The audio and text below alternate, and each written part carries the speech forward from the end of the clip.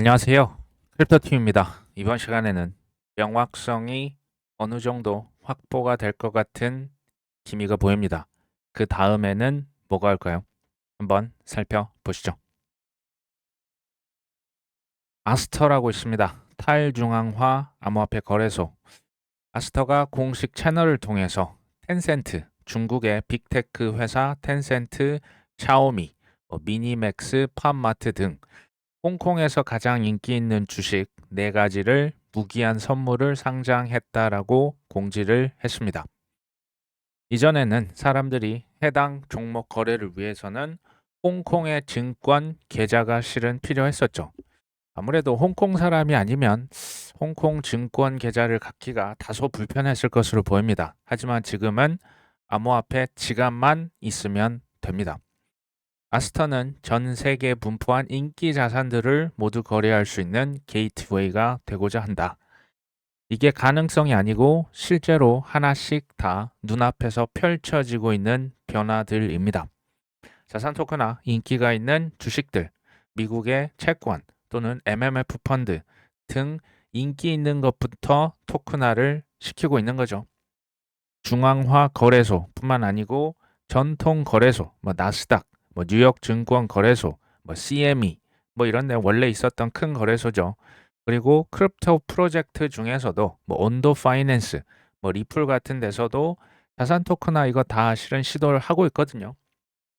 특히 온도 파이낸스 주식을 굉장히 많이 이미 토크나에서 판매를 하고 있습니다. 여기에 탈중앙화 거래소도 뛰어들고 있는 거죠. 이건요, 우리가 연중 무휴로 코인이든 주식이든 채권이든 MMF 펀드든 사실 휴일에도 돈 필요할 때 있지 않습니까? 그때 사고 팔고 결제 실시간 정산 송금까지 완벽하게 바로바로 이루어질 수 있습니다. 이것은 당연히 채택이 될 수밖에 없는 거겠죠. 1, 4분기에 금 토큰 거래량이 작년 1년 전체 규모를 이미 넘어섰습니다. 이게 사실은 별거 아닌 것 같아도 천천히 오는 것 같지만 어느 순간 되돌아보면 갑자기 자산 토큰화가 우리 실생활에 들어와 있을 것 같다라는 생각이 듭니다. 크립토라고 하는 이 스테이블 코인이다, 자산 토큰화다, 비트코인이다 이런 건요. 억지로 이걸 사세요라고 우리 반강제적으로 코인이나 지금 이걸 쓰는 게 아니거든요. 밤중이나 이제 휴일 때 주말에 금 토큰을 거래를 하고 싶은데 거래소가 문을 닫네. 그러니까 이게 억지로 하는 게 아니고 자발적으로 들어와서 거래를 하고 있는 거다. 과거에 신용카드 기억하십니까? 거의 한 30년 전이었을까요? 처음에는 신용카드라고 하는 걸 불신했어요. 사람들이 쓰는 거 이거 내 정보 도용되는 거 아니야? 인터넷은 어땠습니까? 인터넷 사실 사람들 잘 안 믿었죠.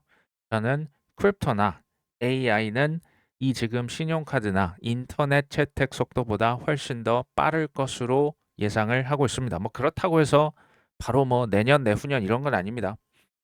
우리의 전략은 예나 지금이나 대량 채택이 되기 전에 그 해당 토큰, 그러니까 자산이 토큰화해서 그 망이 왔다 갔다 하는 고속도로 망에 우리의 지분을 일부 선점해 놓자. 그게 이더리움이고 솔라나고 XRP 리플이고 스텔라고 그렇겠죠. 그리고 거기에 그냥 오래 끈덕지게 먼저 가서 앉아 있으면 교통량이 늘어나지 않겠냐. 그러면서 해당 망의 가치가 상승을 할 것이다. 마이클 세일러가 비트코인을 저번에 필요시에 팔 수 있다. 요 얘기를 이제 실적 발표에서 한 바가 있습니다. 근데 조금 민망했을까요? 비트코인 팔아도 그보다 더 살 것이다. 비트코인을 한 개 팔아도 10개, 20개를 추가로 매수할 것이다. 그러니까 비트코인을 팔지 말라는 말은 소비한 만큼 반드시 채워 넣으라 라고 하는 뜻이다라고 굳이 부연 설명을 합니다.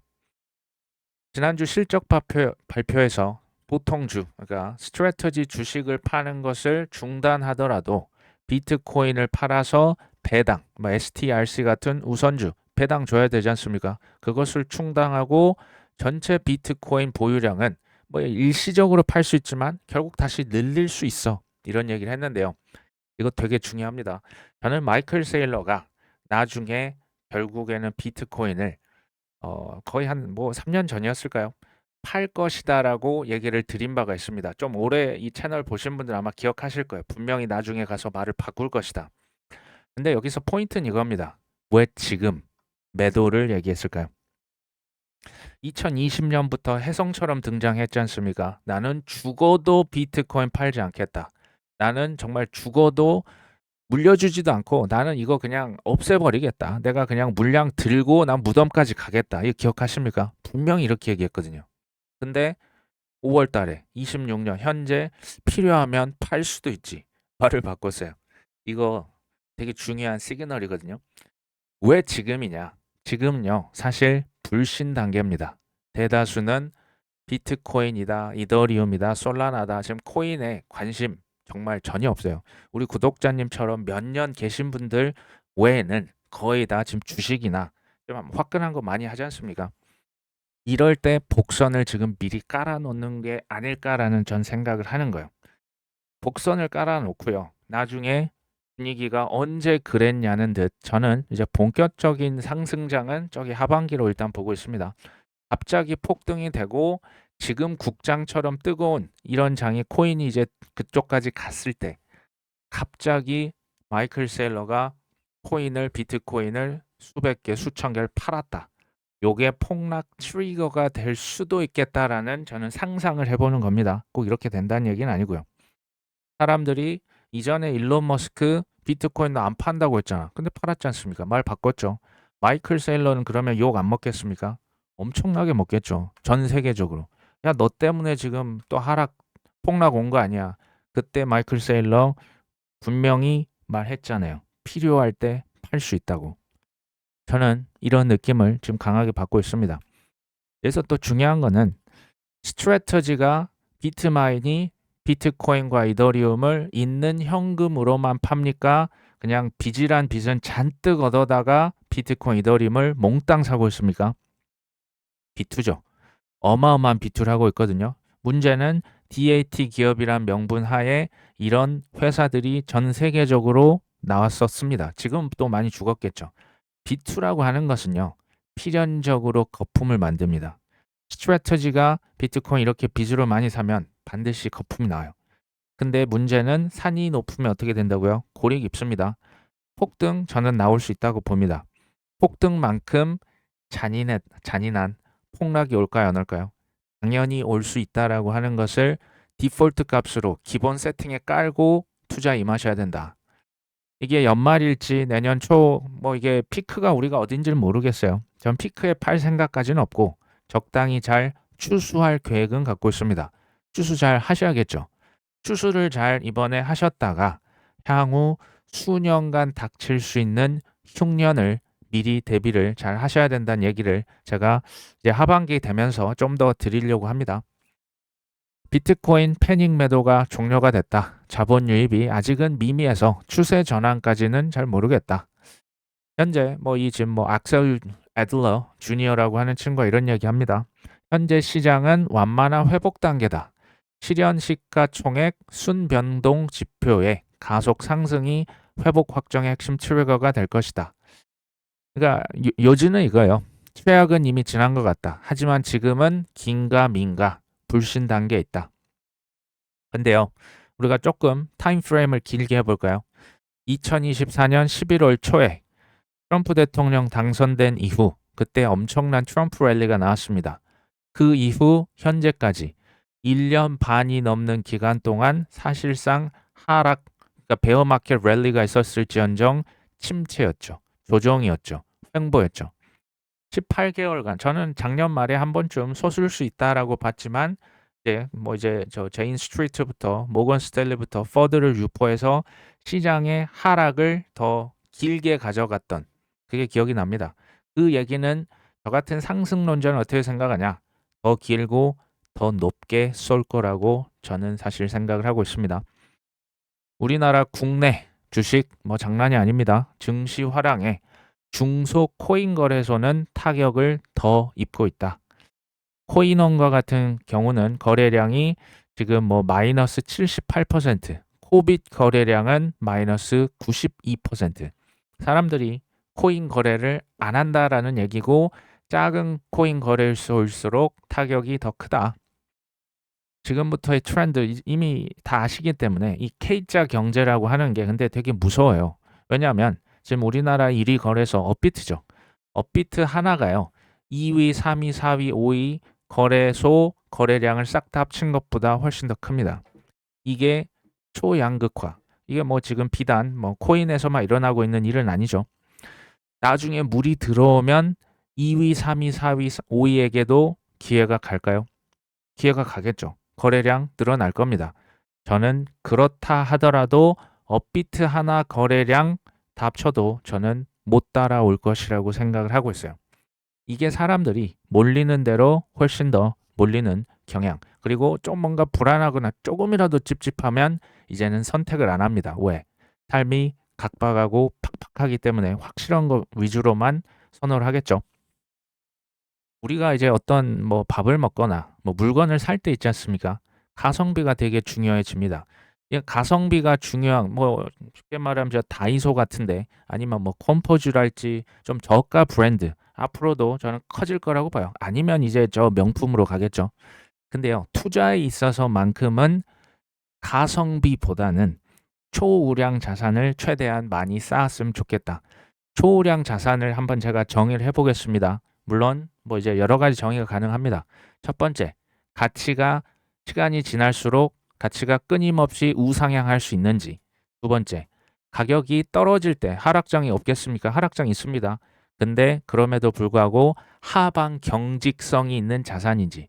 그 다음에 변동성은 좀 적은지. 세 번째, 현금을 꾸준히 달달이 우리에게 갖다 줄 수 있는 자산인지. 전 요 세 개를 충족할 수 있는 자산은 그렇게 많지 않다고 생각해요. 가치 상승, 하방 경직성, 현금 창출. 그냥 머릿속에 직관적으로 생각해 보시면 강남 빌딩 생각하시면 됩니다. 가치 오르죠. 가격 뭐 하방 경직성 받쳐주고 있죠. 현금 뭐 월세 수입 따박따박 나오죠. 저는 이게 스트래터지나 비트마인이 추구하고 있는 지금 어느 정도 달성한 목표라고 생각을 해요. 비트코인에 이자가 없지 않습니까? 제가 계속 얘기 드렸죠. 필요가 있으면 이자만 주는 상품을 만들어낼 것이다. 수요가 있는데 상품 만드는 게 뭐 어렵겠습니까? 비트마인은 뭐 이더리움 스테이킹 하니까 꾸준히 현금을 창출시킬 수가 있습니다. 제 전망은 이제 앞으로 비트코인, 이더리움, 뭐 XRP, 솔라나 마찬가지인데요. S&P 500 지수처럼 꾸준히 우상향하게 전 만들 것이라고 생각해요. 꾸준히 우상향. S&P 500 돈을 투자해봤더니 과거 100년 차트 봤더니 연평균 8%, 9%, 10% 꾸준히 오르더라. 여기에 돈을 집어넣기만 하면 손해볼 일은 없더라. 이걸로 퇴직연금까지 당연히 편입을 시키는 게 저는 뭐 당연할 것이라고 예상을 합니다. 비트코인 그렇다고 해서 지금 아직은 강세 전환까지는 좀 어려울 것 같다. 아직은 사람들이 심리적으로 여전히 흔들리는 과정을 겪고 있다. 누군가는 많이 포기를 했죠. 반면에 누군가는 희망을 다시 갖더라. 근데 사람은 결국 이제 시장에서 완전히 투자를 포기하기 전까지 강하게 흔들리는 과정을 겪고 그 이후에 진짜 결과가 나온다.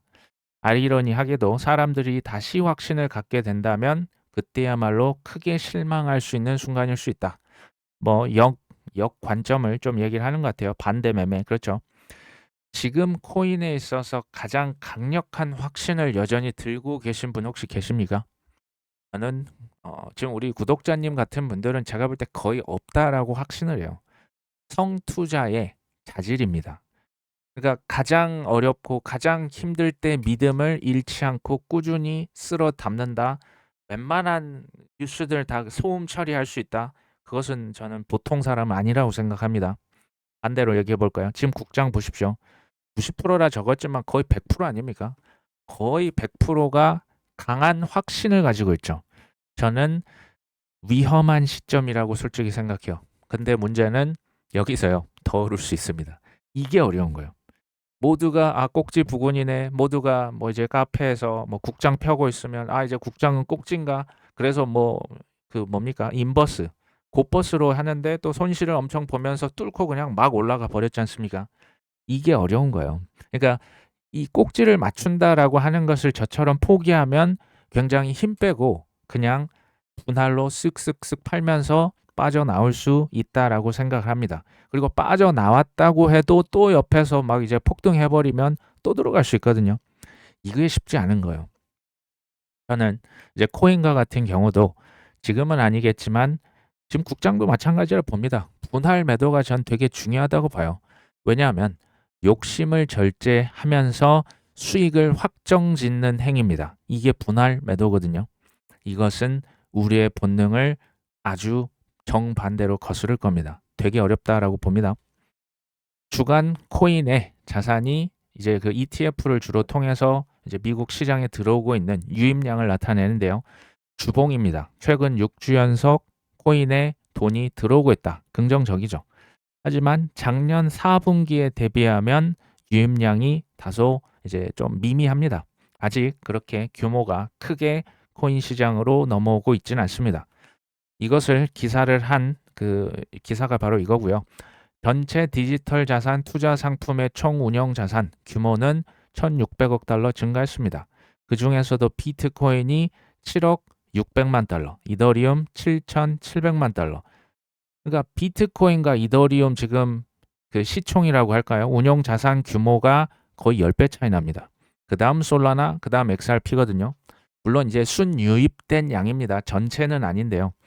그러니까 이 4대 천왕 중에서도 제가 볼 때 양극화가 나올 수가 있는 거겠죠. 코인쉐어스는 미국의 클래리티 법 처리 가능성에 따라서 시장 전반의 투자 심리가 개선이 된 것으로 보인다. 이제 법 통과될 것 같은데 그래서 이제 투심이 조금씩 좋아지고 있다. 돈이 조금씩 들어오고 있다. 그러니까 이렇게 질문을 하실 수밖에 없는 거죠. 아니, 법도 통과가 안 됐는데 어떻게 사요?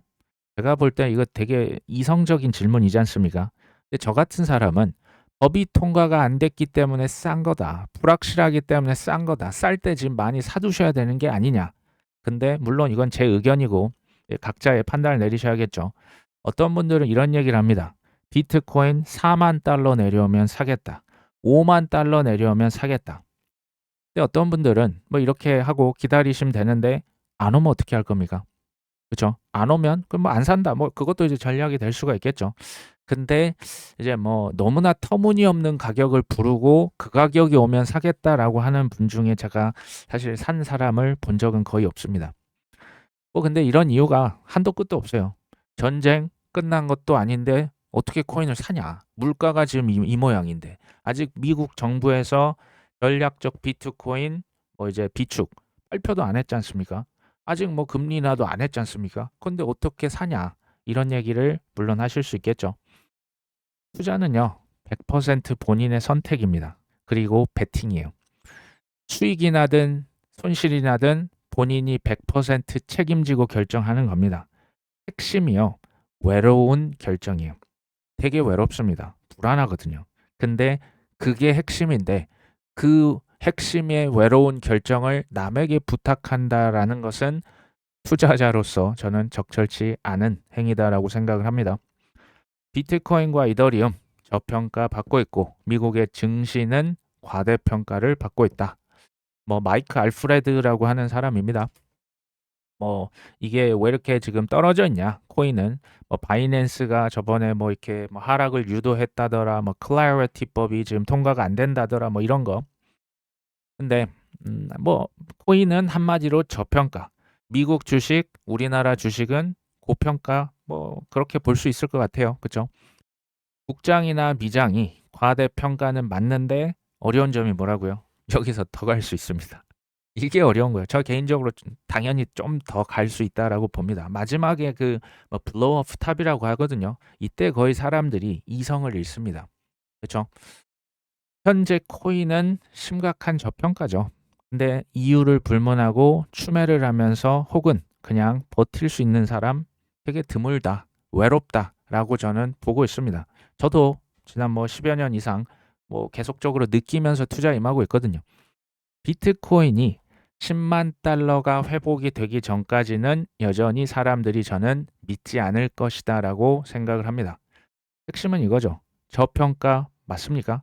뭐 바닥인지 모르겠어요. 저평가 맞으면 계속 많이 사야죠. 고평가 혹시 된 자산을 들고 계십니까? 계속적으로 꾸준히 분할로 많이 파셔야 되지 않을까요? 아크 인베스트의 임원이 있습니다. 로렌조 발렌테라고 하는 사람이 마이애미 컨센서스 그 행사장 후기를 이제 그 전합니다.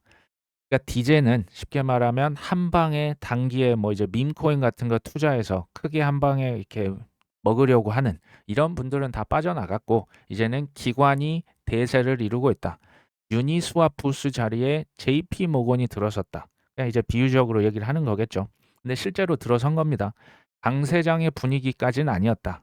기관의 색채가 짙었다. 조심스러운 낙관론이 지배했다.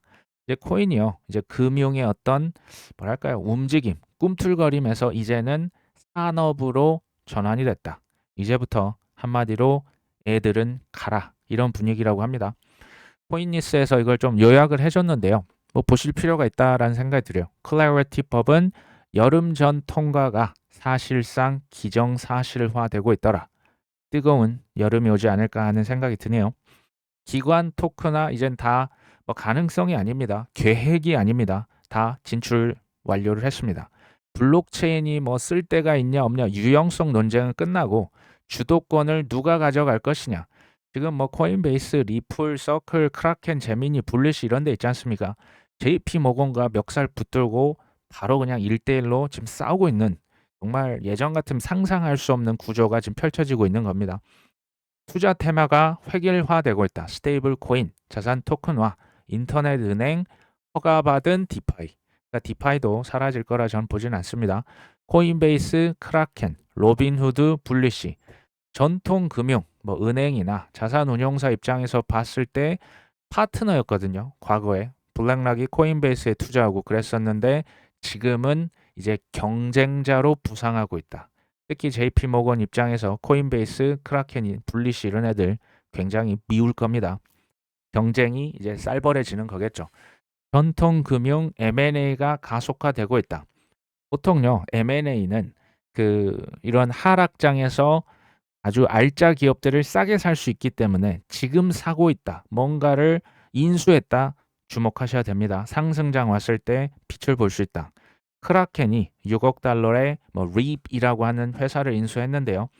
여기가 이제 뭐 그쵸 그 M&A 계속 하고 있고 비자 카드, 마스터 카드도 프리미엄 주면서 웃돈 주면서 지금 코인 기업을 인수 계속 하고 있는 거예요. 제일 큰 계약이 뭐였냐? 블리시라고 하는 기관 전용 코인 거래소가 있어요. 42억 달러면 이게 6조, 7조 원 하는 엄청나게 큰 회사죠. 이코니티라고 하는 기업을 인수했는데 이 회사는 뭐다? RWA, 자산 토큰화에서 발행부터 결제까지 원스톱으로 다 가져갈 수 있는 이 회사를 블리시에서 샀습니다.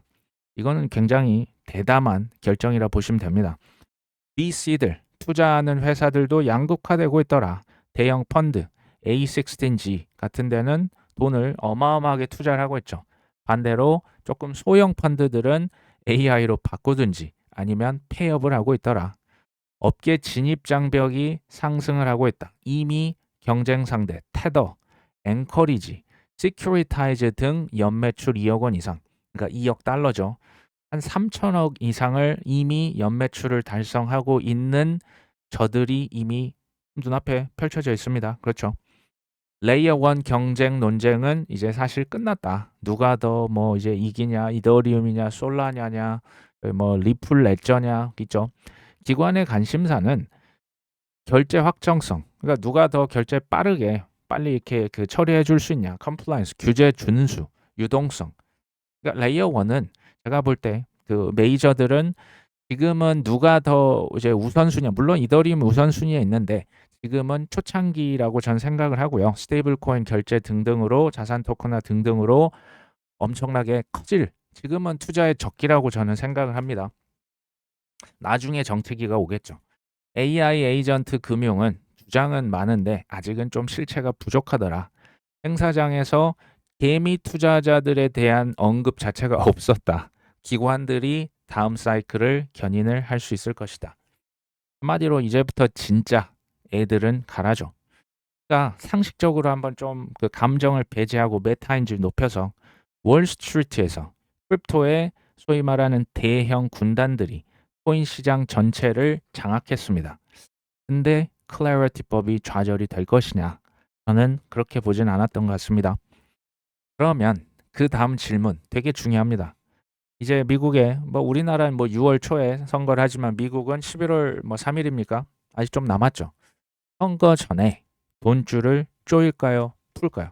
이거 굉장히 심플한 질문인데 되게 중요한 질문이기 때문에 한번 제가 드리는 겁니다. 저는 올해 하반기부터 미국에서 역대급 돈 풀기에 나설 것으로 예상을 합니다. 물론 반론을 제기하실 수 있는 분, 대표적인 이유가 뭘까요? 물가가 높다. 물가가 높은데 무슨 금리 인하고 돈을 찍냐? 이게 사실 그 논리가 있는 얘기지 않습니까? 트럼프 행정부, 트럼프 대통령, 스캇 베센트 뭐 작년 그 관세 전쟁부터 계속적으로 했던 워딩이 있어요. 그게 뭔지 아십니까? 단기 고통은 감내해야 한다. 이런 얘기를 자주 했어요. 단기 고통. 물가 좀 높아질 수 있지. 금리 좀 높을 때도 있는 거지. 이런 느낌이요. 나중에 왜? 나중에 낮춰줄 거니까. 관세 지금 좀 높아질 수 있지. 그리고 이런 얘기 했습니다. 낮추기 위해서 높인다. 관세를요. 처음부터 100%를 부과할 게 아니었지 않습니까? 우리 지금 다 알고 있죠. 한 15%, 20%딱 정해놨지만 협상 카드로 쓰기 위해서 금리도 이제 지금 지금 여전히 고금리다, 금리나 물 건너갔다 하지만 저는 글쎄요, 나중에는 조금 더 낮출 수 있다라고 봅니다. 그러면 언제쯤 그 지금 높은 이 물가가 하락을 할 것이냐? 저는 AI 생산성이 향상이 되고 이게 비용의 하락까지 연결이 되면 물가가 하락할 수 있다고 봅니다. 문제는 뭔지 아십니까? 요게 몇 년은 최소 걸립니다. 지금 당장 내년 내후년 트럼프 임기 내 물가 하락 모르겠어요. AI 생산성 향상 지금 아직도 인프라만 까는데 병목 현상이죠. 반도체에서 일어나고 데이터 센터 일어나고 아직 시작했다라고 보기가 좀 어려운 단계입니다. AI 그렇죠. 근데 생산성 향상이 되면 비용 하락될 거예요. 이게 시간이 오래 걸릴 거예요. 근데 그 지금부터 한 2년, 3년, 4년 그럼 어떤 일이 펼쳐질 확률이 전 높게 보느냐. 미국 정부에서 적당히 높은 물가, 적당히 높은 금리를 용인할 것으로 저는 예측을 합니다. 중물가, 중금리 정도가 유지가 되지 않겠냐. 그러면서 이제 물가가 금리가 어느 정도 우리 생각하는 너무 제로 금리가 아니라면 웬만한 산업은 도태될 수밖에 없다는 얘기예요. 그렇죠? 그 금리를 강달러를 고유가를 견딜 수 있냐 없냐?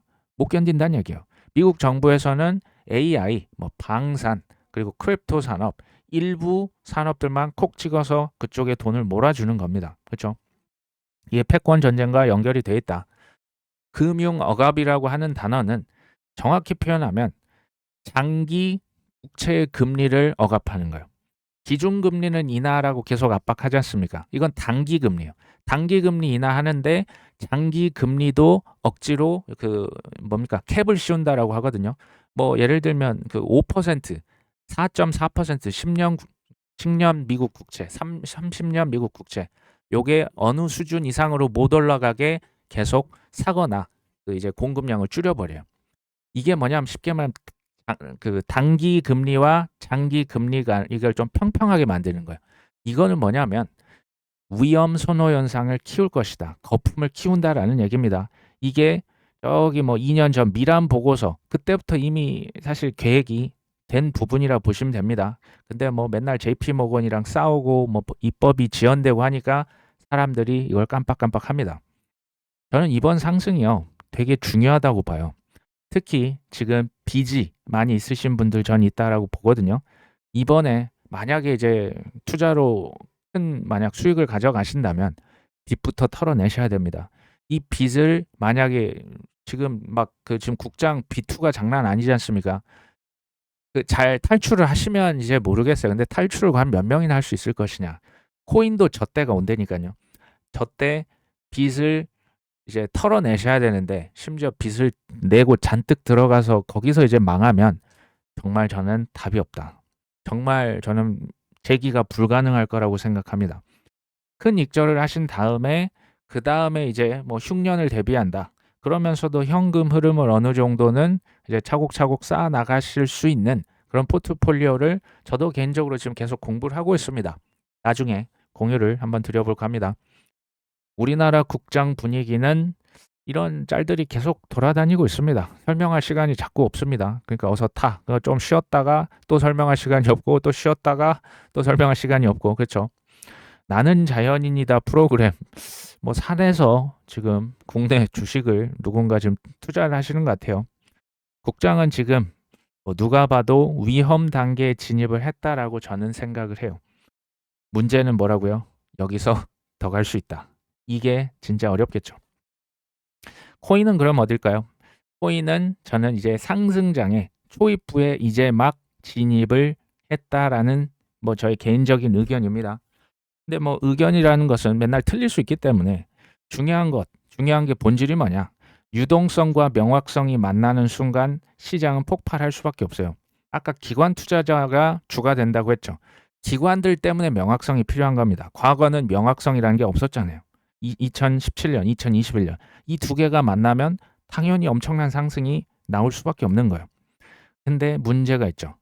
명확성 관련해서 그들이 우리에게 필요한 시그널, 깨끗한 신호를 줄까요? 아니면 끝까지 속이고 우리를 회방하기 위해서 안간힘을 쓸까요? 제가 이걸 뭐 쇼라는 표현을 썼는데 우리를 계속 속이는 거예요. 쓸데없는 것에 비본질에 집중하고 언론에서 세뇌로 우리를 시키면 아 이제 법 통과 물 건너갔구나. 아 이제 코인 끝났구나. 2030년까지 기다려야 되구나. 이런 느낌으로 계속 갔던 거 아닙니까?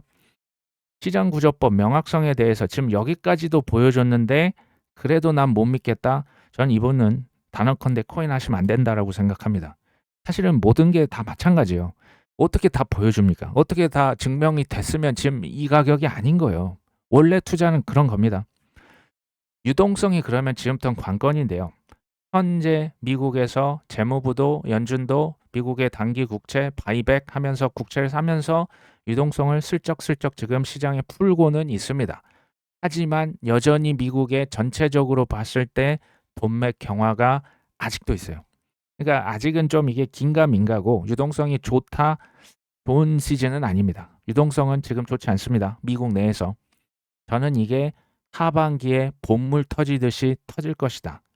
제가 이걸 계속 얘기 드렸지만 2018년 트럼프 일기 대비했을 때 이 지금 주식 시장의 상승, 유동성 상승, 뭐 코인 시장 이제 추가됐죠. 요 상승의 시점을 늦췄을 것이다. 9월 달까지 오르다 10월에 폭락했던 경험이 있었죠. 이번에 이거 두세 달 뒤로 저라면 늦췄을 것이다. 계속 얘기 드립니다. 유동성은 그럼 어떨까요? 우리에게 뭐 주요 언론에서 명확하고 깨끗한 신호를 줄까요? 아니면 이건 역시도 할 수 있는 한 최대한 맥스 소음치를 우리에게 계속 주입시킬까요? 소음이란 게 뭐였습니까? 유동성, 뭐 금리는 안 되지. 케빈 워시는 매판이야. 요거 아니었습니까? 그리고 뭐 케빈 워시 인준도 안 된다며. 그러면 계속 제롬 파월이지. 이거 아니었습니까? 지금 물가가 높지 않습니까? 아직도 전쟁통인데 무슨 금리 인하는 금리 인하야. 그 속없는 소리 하지 말아라. 이게 저는 지금 컨센서스라고 생각해요. 그러니까 이렇게 생각하면 투자가 어려워지는 거예요. 투자가 어렵습니다. 저는 여전히 금리 인하할 것으로 봅니다. 그렇다고 제로금리 아니라고 계속 얘기 드렸죠. 대출, 은행 대출 늘어날 거예요. 은행 대출은 어마어마한 거예요. 그러니까 유동성 돈이 100이 풀리는데 시장에는 1000원이 왔다 갔다 할 수 있는 이게 이제 은행 대출의 무서운 힘입니다. 이제 신용이 계속 재창출된다. 뭐 이런 표현 쓰죠. 미국 정부에서 지원금 뭐 7월 4일에 뭐 새로 신생아들 돈 나눠주고 세금 환급하고 뭐 우리나라도 이제 뭐 지원금 계속 주잖아요. 선거를 앞두고 돈줄을 쪼이겠다. 저는 그렇게 보지는 않는 거예요. 전 하반기 올 연말 뭐 내년 초 뭐 계속 갈 수도 있겠지만 뭐 정확한 피크는 모르겠지만 폭등이 온다. 그 폭등에 정신을 못 차리면 어떻게 된다? 제가 볼 때 진짜 다시는 재기가 어려울 수 있어요. 이거 정말 주의하셔야 됩니다. 지금 국장과 같은 상황에서 나는 분할로 쓱쓱 팔 수 있을까요? 제가 볼 때 쉽지 않습니다. 코인도 똑같은 거예요. 그냥 투자 자산만 다른 겁니다. 저의 계획은 현재 계획이 되겠습니다. 올해 연말이나 내년 초 대부분의 자산을 정리하려고 합니다. 그리고 아마 지금 이미 저도 마음의 준비를 굉장히 팔기 아쉬울 것이라고 생각을 하고 있습니다. 정신 못 차리게 언론에서 보도할 거거든요. 포모 조장할 거거든요. 하지만 어쩔 수 없을 것이다. 그때까지는 아직 시간이 많이 남아 있습니다. 조금 더 기다려 보시죠. 오늘 방송은 여기까지 합니다. 끝까지 시청해 주셔서 감사합니다.